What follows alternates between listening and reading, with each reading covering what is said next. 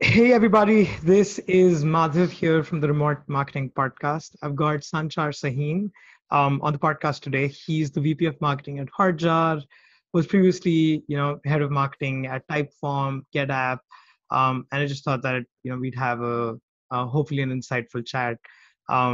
Welcome to the show. How's it going, Sanchar? Thanks very much. Thanks for having me. Yeah, it's going great. Thanks. All right. Okay. I really want to ask you this, right? So, you were marketing lead at Typeform for 4 years. Hotjar's been, more than a year now, GetApp for a year. That's almost like 6 years, 7 years of leading marketing teams, right? And what you've achieved so far with all of these companies is pretty awesome. You must have a secret sauce for becoming a CMO. Um, so, if someone was like a first-time CMO, right? Someone who's joining slightly smaller company, what would be like the three things you'd recommend them to kind of focus on in their first year, in this job? So first of all, small clarification. So I'm not CMO, I'm VP of marketing, and that's the position I've been holding. But Hmm. thanks for the promotion. I appreciate it. Um, but look, I think, titles aside, secret sauce, no, I don't think there's a secret sauce. To be quite honest, I fell into this by accident. I think I kind of came of age, let's say, at an interesting time where technology was just, it makes me sound very old, but, the internet was obviously a big thing, but technology hadn't really evolved. At the state when I was kind of in my early 20s, things were still relatively immature in terms of, people, how they built technology and websites. These were the days when SEO was as easy as putting a few keywords into your content, all of that kind of stuff. So I think I kind of came of age, let's say, in an interesting time. And that just kind of, helped kind of propel my career almost, naturally. But yeah, so I mean, the things I would recommend. So whether you're CMO, VP of marketing, or just leading marketing or whatever it might be, the way I think about this is if you're working with the exec team, which I would imagine you would be at that level, there's a few key things you need to really make sure that you do. So one is when you join, the most important thing is to understand expectations, and that has to go beyond just that initial 30-minute call or that 1 hour call with your CEO.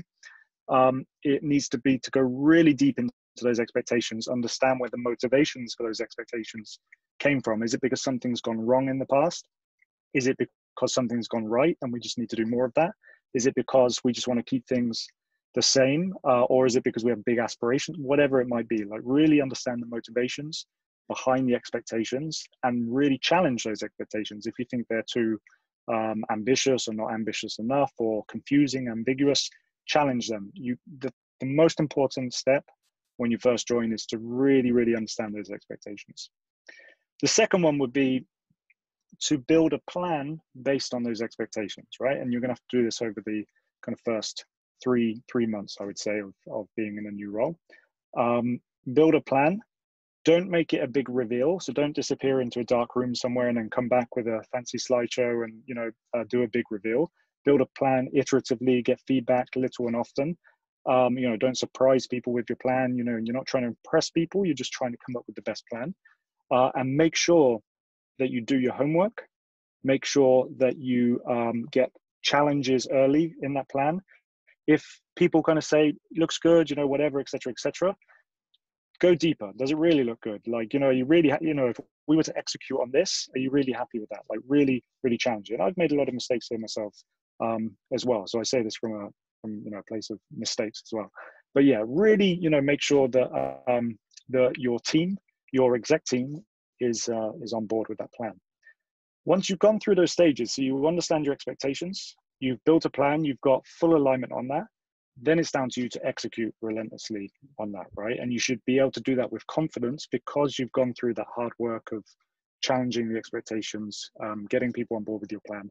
So whether that's hiring, whether that's changing things up, whether that's adding resources, whatever it might be, spending money, changing your positioning or your branding or whatever, right? It doesn't really matter. Once you have that alignment, then you can execute relentlessly. If you skip any of those first two stages, it's going to be much, much harder to execute.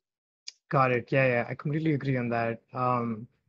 But then, like, for example, when you kind of come in, right, like there are obviously a lot of things that need to be done, right? Let's say the expectations kind of shared by the CEO or for like, all right, these are the areas we feel have a lot of promise, and then there are some areas where you feel there is a promise, right?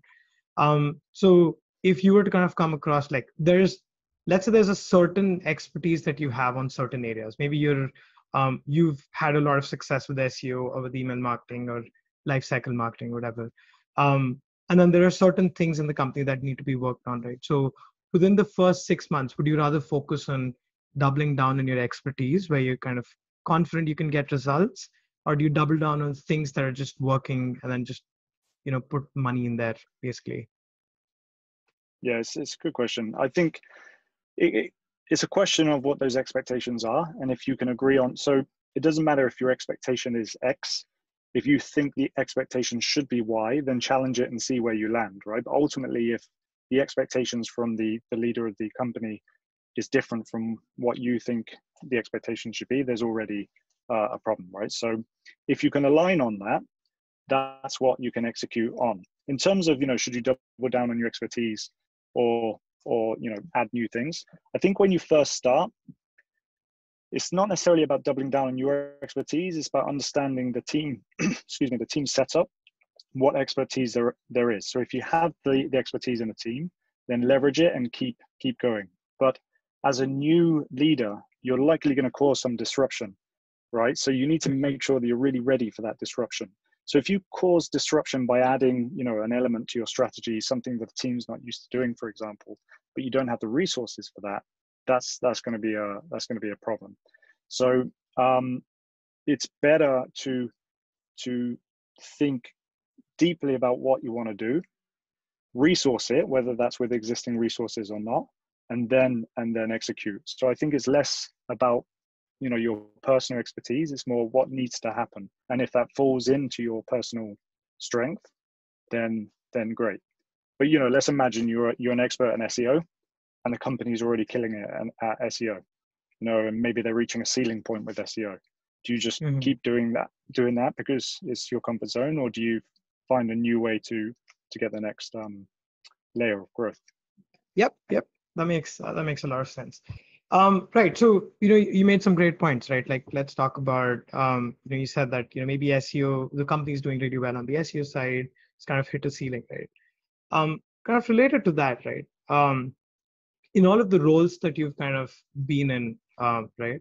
I'm sure you must have come across like the messy middle, like a simple example is that, let's say when a blog's traffic isn't growing despite whatever you try, no matter how many pages you publish, it just kind of, remains flattened out for whatever reason, or the revenue is flattened out.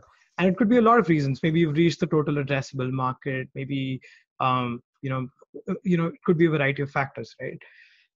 So did you ever kind of face that messy middle, right? And how did you kind of get out of that? I know it's very specific for each company, but like, do you have a general opinion about this? Yeah. So I think with Typeform, it was a little bit different because, I started very early. There was no marketing team before I started. So, everything was kind of built from the ground up. And, that was a great experience to start everything from the ground up. So we got to that messy middle, but I was part of that journey from the beginning, right? So it's not that I came in at the messy middle. I was a part of that messy middle. With Hotjar, I wouldn't call it a messy middle, but definitely the team was established already as already a successful bootstrapped company, profitable, running very well. So what I was coming into isn't, let's start everything from scratch and think about everything we need to do from the beginning. There was a lot of stuff that was already working. I think probably the biggest thing was not breaking the things that already worked while adding on new things. And for us, that was not breaking the success we were seeing from SEO based content, very bottom of the funnel, like really kind of dominating Google in that sense and offering a lot of value through good content. Paid search, was kind of ticking along. There's improvements that can be made to the machine, but what we wanted to do was kind of add on something that had previously worked for the company, but disappeared somewhere. It just kind of stopped having ownership. It became not very successful simply because it wasn't owned by anyone. And that was more the demand generation side. So really like having a voice and not just collecting demand that exists, but creating demand. So for example, you'll start to see a lot more of that from Hotjar. So the question was more, how do we not break what's working and the machine that's ticking along now, while adding on something that we're not doing? And that for us, that's lots of kind of demand generation based campaigns, thought leadership content, that kind of stuff wasn't really happening before, and that's the kind of things you'll see more and more of from now on. Got it. Yeah. That makes sense. All right. So let's talk about your experience moving from Typeform to Hotjar, right? I'm assuming Typeform was an in-person marketing team. Hotjar is 100% remote. What was like the biggest change for you to adapt from like managing an in-person marketing team to remote marketing team, and like how do you navigate through it? Yeah, it's a good question. And very relevant right now, because actually, even if you weren't a remote company before, a lot of people are working remotely now. Mm-hmm. So at its core, everything's the same at its core, right? So the team dynamics are very similar. The way you hire is very similar. Your ceremonies are very similar. All of that, the collaboration, all of that stuff is similar. There are definitely some differences in maybe the tools you use, maybe different particular parts of your hiring process, for example, and the way that you collaborate and things like that. So you've got the kind of functional side of the differences, and then you've got the emotional side, right? So on the Mm-hmm. emotional side, what people often think they're going to miss going into a remote team is that sense of team. Am Mm-hmm. I going to feel like a freelancer working from home? And in my experience, at least, you don't feel like a freelancer working from home. You still feel like you have a team around us. Hotjar is over 100 people now, and it feels like a company of over 100 people. It doesn't feel like you're alone.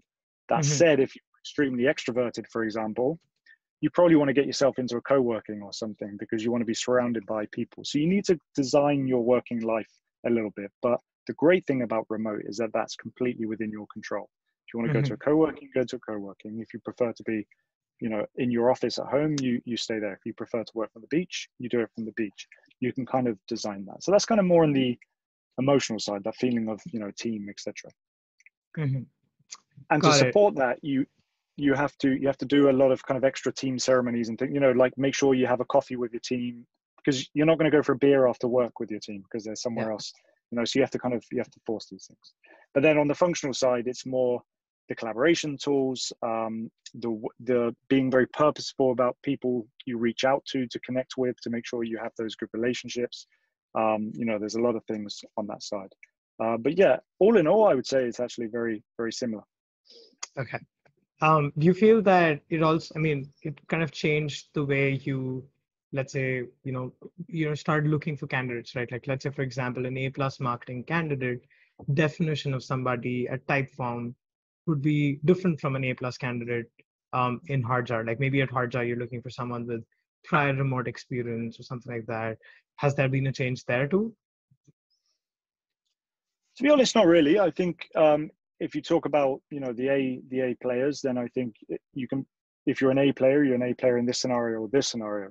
The thing that might change that, the variable that might change that, is how you work within a remote environment, right? So if you thrive from being around your team in a physical environment, where you can bounce ideas, like go over somebody's desk, etc., you might start to struggle a little bit in the remote environment. We've seen this, right? Remote isn't for everybody. Mm-hmm. But in terms of finding that talent, if anything, it opens up your opportunities, because you can find that talent anywhere, essentially. It doesn't have to be in your city or even in your neighborhood. So yeah, I think it opens up the opportunities, but you do have to kind of make sure that people are fully aware of what they're getting into with the remote. They are going to be, they're going to have to kind of make a purposeful effort to to connect with people and meet with people and collaborate with people. Okay. Um, Now let's talk about, hiring, right? Especially, you built out, over the last couple of months or a year or something, I've seen Hardjar's hired a lot of people on the marketing side. Typeform had a big marketing team. Um, and, if there's any head of marketing being there, they know that just posting it on, job platforms doesn't really cut it. You don't get candidates directly from there. What are kind of like your top methods of like finding these A players when recruiting for a role in marketing? Yeah, so referrals are a great way. So if you can get, if you're hiring great people at the early stages of your company and you can get those people to refer people, it's a great source of hiring. People have great networks these days. You have people on your team that have much better networks than you have yourself, and it's really important to tap into that. So referrals is one great way. And I think the more connected you can be within your ecosystem, right? So as a marketer, I try and stay connected with other SaaS marketers in the ecosystem. Like we're talking now, for example, that already, the fact that we're talking now, if I come across somebody who I think would be great for your company, I'll send it across and say, hey, I think you should speak to this person. So I think that kind of network effect of hiring, and particularly within SaaS marketing, it's not a huge world. It's not a huge ecosystem. You generally end up talking to the same people, which is good and bad, right? Because you need to make sure that you're diversifying that pool. You need to make sure that you give kind of rising stars an opportunity. Underrepresented groups, you need to make sure that you need to make sure you're expanding your pool and not just looking at the same kind of 10 to 20 SaaS marketers that end up on every article and every conference, etc. So network is probably my summary of that. Got it. Interesting. Yeah. All right. Now let's talk about, once you've kind of, when you're kind of having these conversations about recruiting and kind of like growing your team, right? First of all, like, did you ever have like a set marketing budget at any of the companies that you led marketing for? Yeah. Yep. Definitely not unlimited. So yeah, I'll talk about the two most recent companies. So at Typeform, it was a kind of, so we were funded at Typeform. So you have a lot of money in the bank, and you create the plan. You say, this is the budget I want to create this plan, right? And that includes the hiring budget. At Hotjar, we do it slightly differently. So we're bootstrapped, profitable, which, by the way, I think is a great way to do things. So I recommend it for anyone thinking about starting a business. And actually, the way we do it is we look at investment targets. So we assign a percentage to different departments of our revenues, and we say, this is what we want to invest. And then the variable you can play with is, are we happy with a X profit margin? Is that minus? Is it break even? Or is it plus? That's the variable you can play with to decide how much you invest. And I actually really like this way because it just gives you a number. It's based on the unit economics of the company. And if the company's doing well, it's a healthy number, and then you can make the company do even better with that healthy number. And it's great because it kind of gives you a lot of freedom. So you say, okay, this is my number. Now I can hire within that. I can spend on advertising, whatever it might be. Mm-hmm. Got it. It's interesting, right? So like, let's talk about like when you've got a plan, right? And like you said you've got investment targets, and where you kind of decide where you want to go for. Like, let's talk about there are a bunch of channels where you see a lot of potential, right? Let's say there's ads, you could spend 20x on that. On SEO you can spend 20x on that. Email you can spend 20x on that. You're not 100% sure which is actually gonna, if you put in 20x the money, is it gonna get 20x the results, right? There are certain channels that may show up or not. You're not sure about that. So how do you make a more informed decision on like which channels to go after and like put more budget and investment there? So I think so the way I've thought about this, and the way I like to think about this with the teams as well, is you have unless I'm not really talking about starting from scratch, right? And even if Hmm. you start from scratch, there are playbooks, and you're not really starting from scratch. You know how things can play out. Hmm. But assuming you're not starting from scratch, you have the channels that you've seen some success in, right? So you have a relative amount of confidence, whether you've got the best unit economics or not. You've got kind of predictable results, and what you need to do is optimize that machine. Assigning budgets to those are relatively straightforward, because you can say, if we were to increase this by X, we would achieve Y, and if we were to get this efficiency gain, then this would happen. So let's invest, and we would have this margin of error. That's relatively straightforward. Where it's less straightforward is when you introduce new channels, new initiatives, things you've never done before. So I think the way to do that is to keep things very simple. And the way I like to do this is to look at LTV to CAC ratio, for example, as a whole. And I know there's a lot of contention around this as a metric, but what I like about this is the simplicity to allow you to invest in certain areas. So if your unit economics on a high level, your LTV to CAC on a high level is good, it doesn't actually matter that much if you invest 200 grand in something brand new and you don't get the results, as long as your unit economics on a high level are still good. So having that high level view gives you a sense check of if you're doing something crazy or if you're doing something within the realms of what you can do.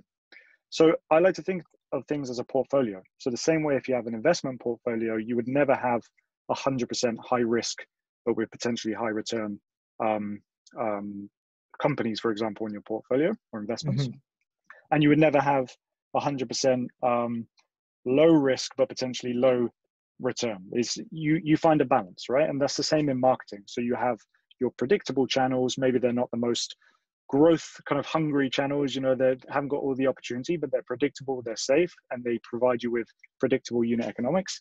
And then you have your higher risk investments that potentially could become one of those predictable channels in the future. So yeah, just have a good view of your overall unit economics. If you have perfect attribution and all of that, great, then use that. But most people don't, in my experience. So just have that overview and just kind of sense check it from time to time. Yeah. The investment analogy is pretty awesome. I mean, like for example, like the way we do it at Bonsai is we kind of look at the payback period. So like if let's say how much money, like what's the recovery cost for, let's say if we Yeah. spend whatever, right? And then we realize that these channels are like, all right, it's way cheaper than the others, and more money you put into it, the better the economics get. But the investment analogy was Yeah. pretty awesome. All right, so now, like let's say for example, you have all of these different things in marketing, right? Um, as the head of marketing, right? You've got a gazillion things to do. There are things in the back burner. There are constant requests coming in from the CEO, from the product team. There are new ideas that you're adding to the fund, to your idea board and anything, right?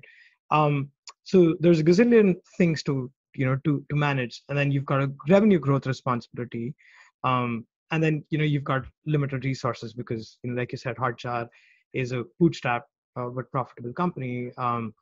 So what's kind of like your framework for prioritizing things? There's 500 things to do. You've got the budget for 50 things, and then you've got to just make the most of it. So how do you kind of do that right now?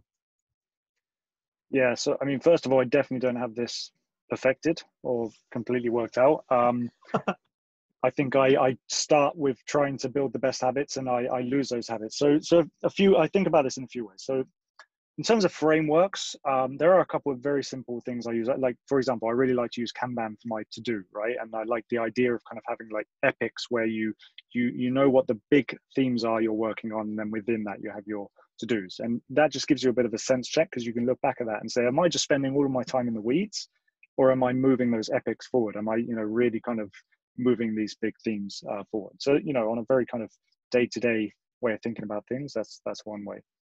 Another way, I'm not sure if you read the book, The One Thing, Mhm. but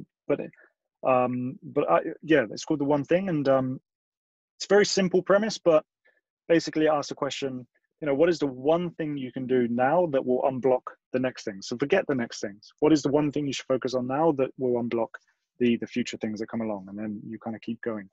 And it's a nice way to think about things. So at the end of this week, what is the one thing that if I haven't done, I'll be disappointed about?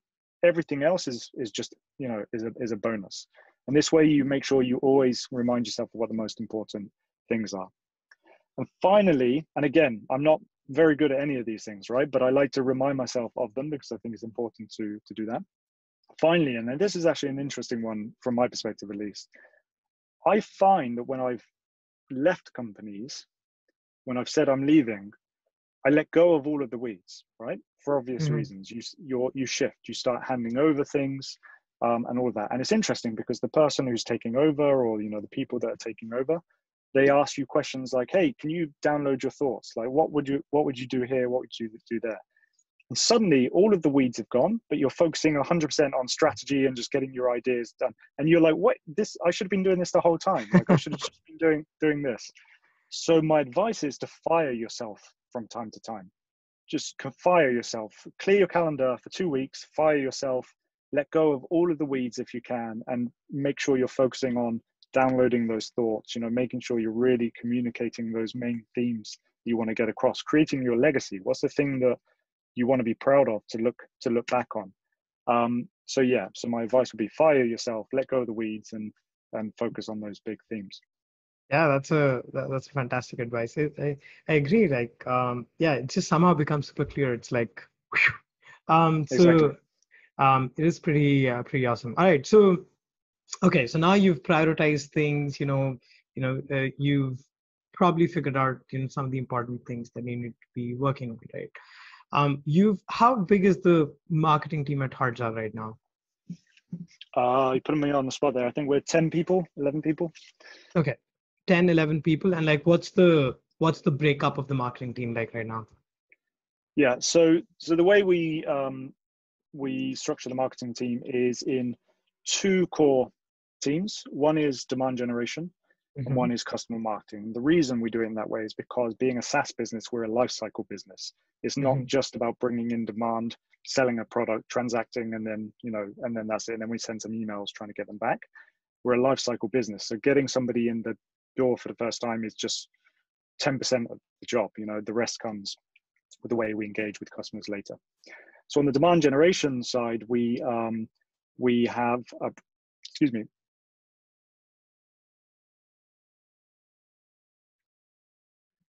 Excuse me. Getting allergies in a moment. I'm in Barcelona. They have these crazy trees that are like dust. The Mm-hmm. pollen is like dust. Gets to the back of Yeah. your throat.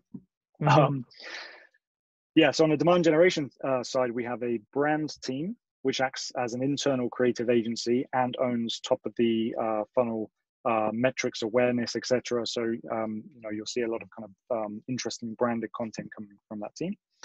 And then we have a performance team, which is the channel specialist, so SEO, paid search, paid social, etc. And I say this, we're actually just implementing this plan now, but this is the way it's going. So we've been building this over the last few months. Mm-hmm. And then on the customer marketing side, it's essentially product marketing, lifecycle marketing, go to market. So essentially, when we build and release things in the product, this team will be responsible for communicating that on a one-to-many basis to our customers.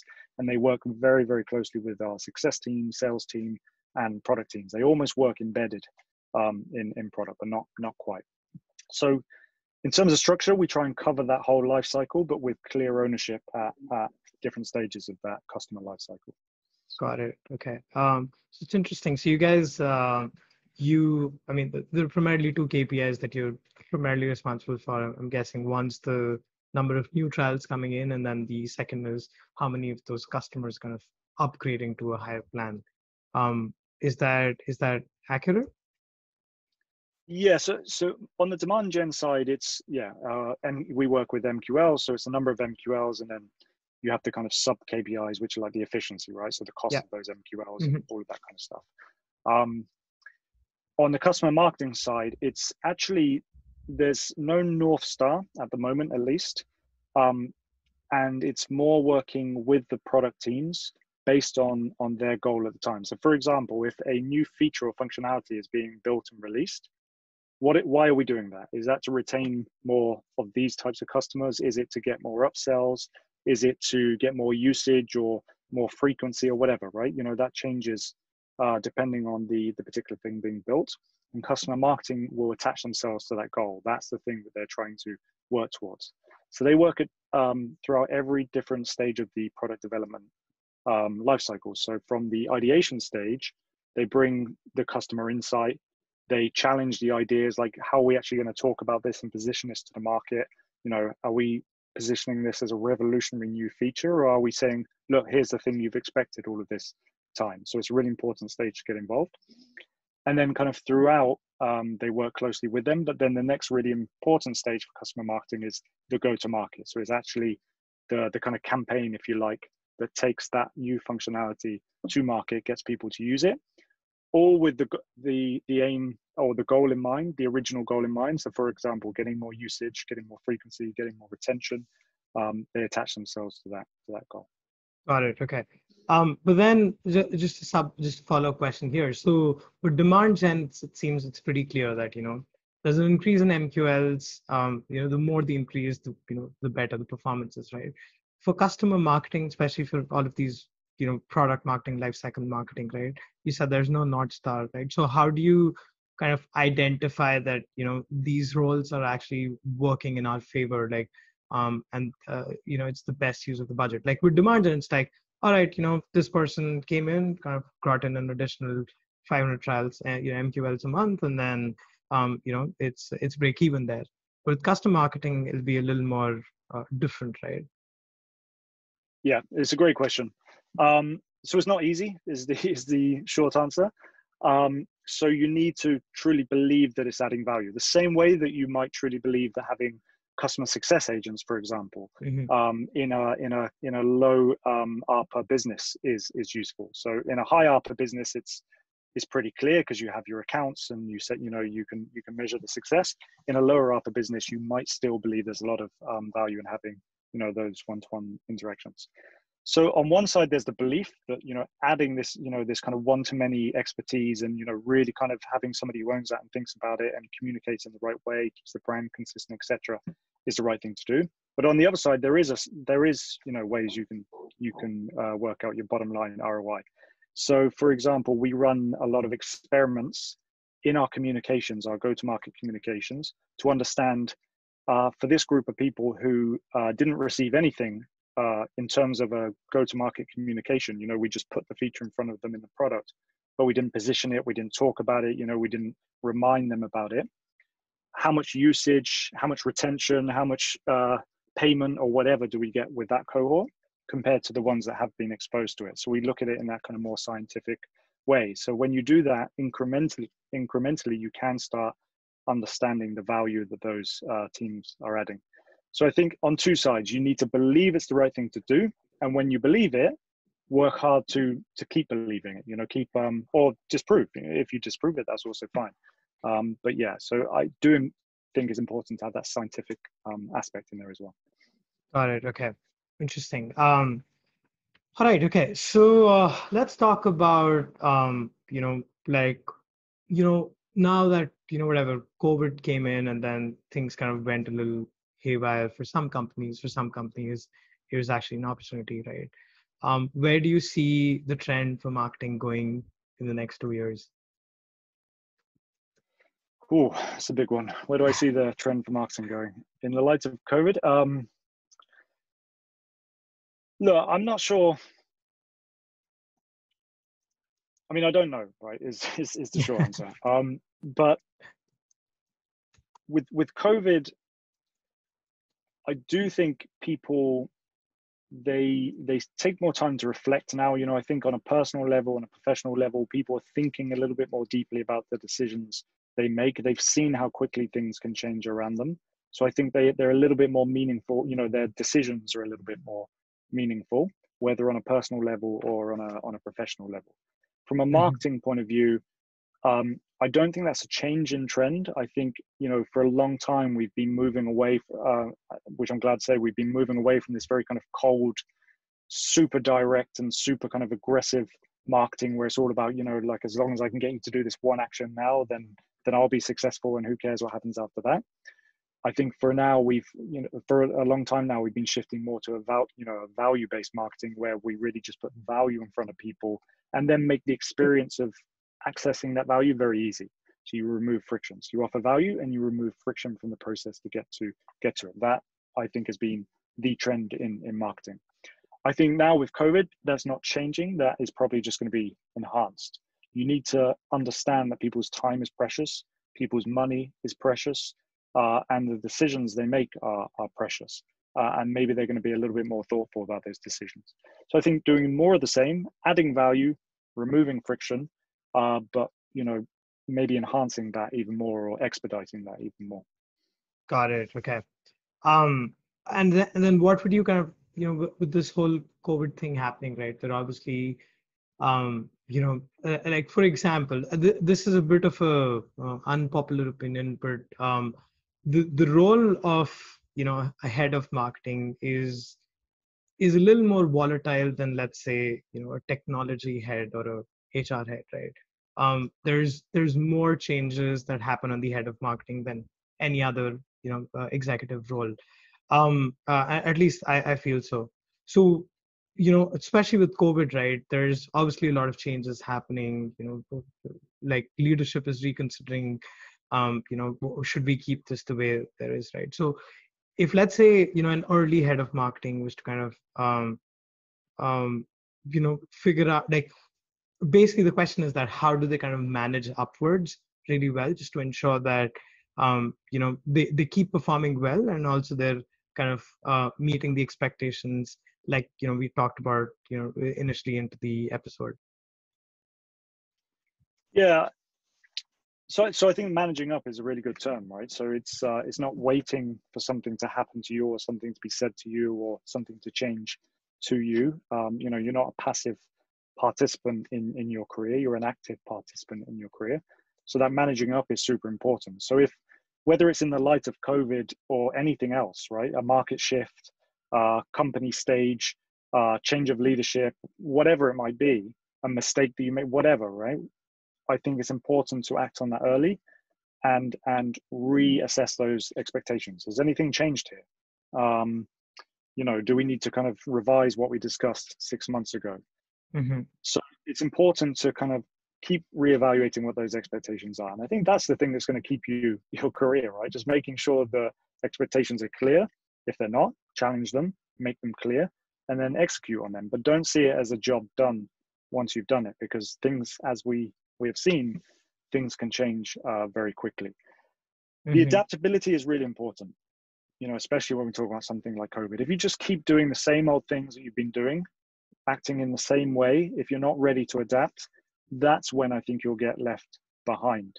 So if you don't have the energy to do that, that's fine. I think there's this kind of idea in our industry where if you don't have the energy, you failed somehow. But look, just acknowledge it. I don't have the energy to be changing all of the time and shifting all the time and reinventing myself, firing myself and starting again. That's fine, but acknowledge it. Don't burn yourself out with it. Acknowledge it and find the thing that you can put your energy into. So I think that's really important, making sure you have the energy to keep up and adapt. And that's especially important in marketing. As you'll know, it's a changing world. Like there's always something new to know. But it's always based on the original foundation. So it's an interesting industry, let's say. Yeah, excellent points. Do you specifically have any specific cadence with your CEO? Like, do you guys, have a chat, like, I don't know, once a week, twice a week, on a one-on-one? Do you like have a running document for, things that you're doing? Like, what's it like, let's say here at Hotjar and even a type form and at GetApp, like, how's your cadence with the CEOs? Yeah, definitely a very frequent cadence. So with the Hotjar CEO, we meet on a weekly basis. That's our kind of weekly one-to-one time that's always in the calendar. But then we are always collaborating outside of that as well. So there's no like big surprises in that weekly cadence. It's more, we have it in the calendar. We can go deep into some topics. We can talk more generally about more topics. But being remote, we actually do a lot of work asynchronously. Which I really like as well. So you don't book a meeting for everything necessarily. You align on what you want to achieve, and then you go and work on it asynchronously. We do a lot of commenting on docs and things like that, and it's a way of working that I enjoy actually, because it allows you to go quite deep into topics. Yep. That's awesome. All right. And yeah, there's actually a great piece. I think it was on the Todoist blog about asynchronous communication, something that all remote teams should definitely read up. But all right, okay. So yeah, that was all my questions. You were amazing. If let's say we were to talk about what's next, right, for you in the next 1 year, 2 years, where's the Hardjar team going, and do you have any personal side projects, stuff that you're planning to do, and Hmm. how can people, if they want to ask questions or follow your work, how can they get in touch with you? Yeah, so happy to connect with people in the industry, and I have my Twitter. I'm actually not that active, but I do see messages. So I am Sancha, so I Mhm. am and then Sancar. So people, are free to ping me there. So I run a newsletter, a SaaS newsletter called Three Sassy Things. So we just send 3 pieces of curated content roughly twice a month. So I run that with some colleagues, David Apple and Hugh Slater. So I would encourage people to join that. And yeah, what's next for Hotjar? So I've actually decided to move on. Talking about those energy levels, right? My passion is to introduce a little bit of brick and mortar into the work that I do. So I won't say any more than that, but being 100% digital and 100% online, it has been fantastic. It's been a great journey. But going into the next stage of my journey, I'm looking forward to introducing technology with brick and mortar. So I'll leave it there, but some interesting things are coming. But in terms of the Hotjar team, there's also some very exciting things happening there. It's a great team. The company is fantastic. It's truly one of the best companies I've worked for. And the marketing team, we've been working on, building some structural plans and introducing some new strategies, some of the things we were talking about earlier. And you're really going to start to see that come to life over the next few months as we've started to get those resources into place. So I'm really looking forward to kind of watching from the sidelines because there's definitely some interesting things coming. That's awesome. All right, okay. Thanks a lot, Sanchar. It was great having you. Great to be here. Thanks for having me.